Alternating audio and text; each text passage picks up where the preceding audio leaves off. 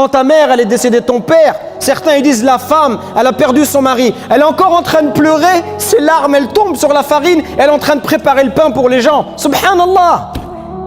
Ça c'est l'islam, mais ça c'est pas l'islam. Et c'est ça qui est voulu dans le hadith de Jarir ibn Abdillah, s'il est authentique. C'est le fait d'aller chez les gens et en même temps d'attendre qu'on te serve le repas. En même temps, qu'est-ce qu'ils disent? Donc c'est ce qu'il explique l'imam Shawkani, il dit ça pèse sur la famille. Et ça les divertit de ce qui devrait les préoccuper par rapport à la perte de leur mort. Et ça les engage dans une voie contraire à la sunna. Puisque la sunna, vous le savez, c'est quoi? C'est de faire quoi la sunna?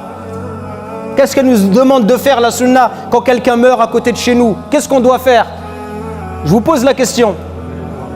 Hein? En dehors de faire dua par rapport au repas, on prépare à manger. C'est aux gens de préparer à manger. C'est aux voisins de préparer à manger. Eux, ils préparent à manger, ils les ramènent à la famille. Eux, les voisins, ils accueillent la famille. Bien sûr que les gens qui viennent de loin, il faut qu'ils mangent. T'as des gens, t'es à Paris, ils viennent de Lyon, ils ont fait 400 km, ils vont pas rester 5 minutes. Bien sûr qu'il faut les accueillir. Bien sûr que ces gens-là, ils vont manger. Mais c'est aux voisins de s'occuper d'eux. C'est aux voisins de leur dire, laisse-les, viens. Tu vas dormir dans mon salon, venez, les femmes dormez là, les hommes dormez là, on va s'occuper de vous. C'est aux voisins de montrer la solidarité, la fraternité. C'est aux voisins de se mobiliser. Il y a combien de voisins musulmans autour de chez nous? Il y a des dizaines de familles. C'est aux voisins de venir et dire on est là, vous restez dans votre peine. Et si on va visiter les gens qui sont proches, ça te fait plaisir.